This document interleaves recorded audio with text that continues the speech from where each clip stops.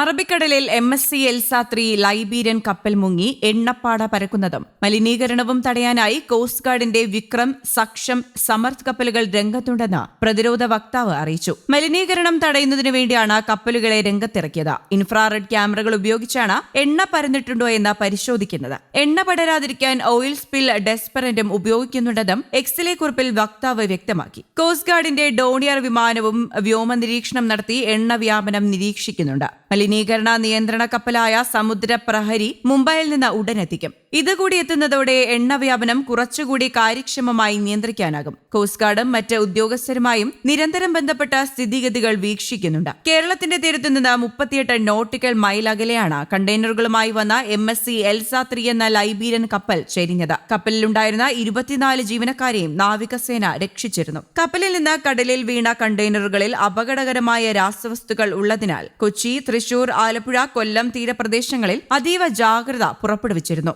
വിഴിഞ്ഞത്തു നിന്ന് കൊച്ചിയിലേക്ക് പോയ കപ്പലാണ് അപകടത്തിൽപ്പെട്ടത്. കൊച്ചിയിലെ കപ്പൽ അപകടത്തിൽ അന്വേഷണം ആവശ്യപ്പെട്ട പരാതിയും നൽകിയിട്ടുണ്ട്. പ്രധാനമന്ത്രി നരേന്ദ്രമോദിക്കും മുഖ്യമന്ത്രി പിണറായി വിജയനുമാണ് പരാതി നൽകിയത്. അപകടത്തിൽപ്പെട്ട കപ്പലിലെ 643 കണ്ടെയ്നറുകളിൽ 73 എണ്ണം ഒഴിഞ്ഞവയാണ്.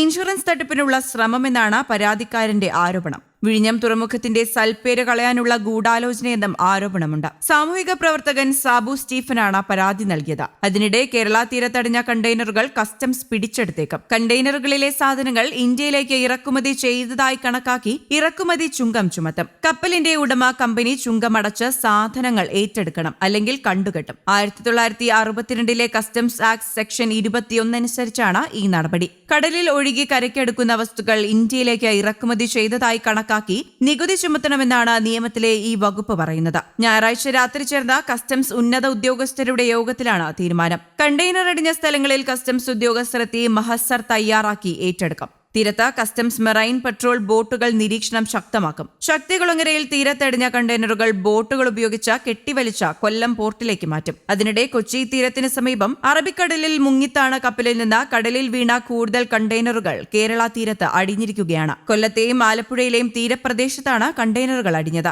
കണ്ടെയ്നറുകളുടെ അടുത്തേക്ക് ആളുകൾ പോകരുതെന്നും തുടരുതെന്നും ദുരന്ത നിവാരണ അതോറിറ്റി മുന്നറിയിപ്പ് ആവർത്തിച്ചു. 200 മീറ്റർ അകലത്തിൽ മാത്രമേ നിൽക്കാൻ പാടുള്ളൂ എന്നാണ് നിർദ്ദേശം. കൊല്ലത്തെ കരുനാഗപ്പള്ളി, ചവറ, ശക്തികുളങ്ങര, നീണ്ടകര തുടങ്ങിയ സ്ഥലങ്ങളിലും ആലപ്പുഴ തറയിൽക്കടവ് ഭാഗത്തുമാണ് കണ്ടെയ്നറുകൾ തീരത്തടിഞ്ഞത്. കൊല്ലം നീണ്ടകരയിൽ മാത്രം 5 എണ്ണമാണ് തീരത്തടിഞ്ഞത്. മിക്ക കണ്ടെയ്നറുകളും ഒഴിഞ്ഞ നിലയിലാണെന്നാണ് പ്രാഥമിക നിഗമനം. ആലപ്പുഴയിലെ ആറാട്ടുപുഴ പഞ്ചായത്തിലടക്കം മൈക്കിൽ അനൗൺസ്മെന്റ് നൽകി ആളുകൾക്ക് മുന്നറിയിപ്പ് നൽകുന്നുണ്ട്. അതേസമയം ചരക്ക് കപ്പലിൽ നിന്നുള്ള കണ്ടെയ്നറുകൾ തീരത്തേക്ക് അടുക്കുന്ന സാഹചര്യത്തിൽ കടൽ വെള്ളത്തിൽ അപകടകരമായ വസ്തുക്കൾ കലർന്നിട്ടുണ്ടോ എന്നുള്ള പരിശോധനയും തുടങ്ങിയിട്ടുണ്ട്. കേരള സർവകലാശാല അക്വാറ്റിക് ബയോളജി ആൻഡ് ഫിഷറീസ് വിഭാഗവും മത്സ്യവകുപ്പും ചേർന്ന് സാമ്പിൾ ശേഖരിക്കുകയാണ്. അടുത്ത ഘട്ടമായി മത്സ്യത്തിന്റെ സാമ്പിളുകളും ശേഖരിക്കുമെന്നും അറിയിച്ചിട്ടുണ്ട്. News desk, Kerala Kaumudi.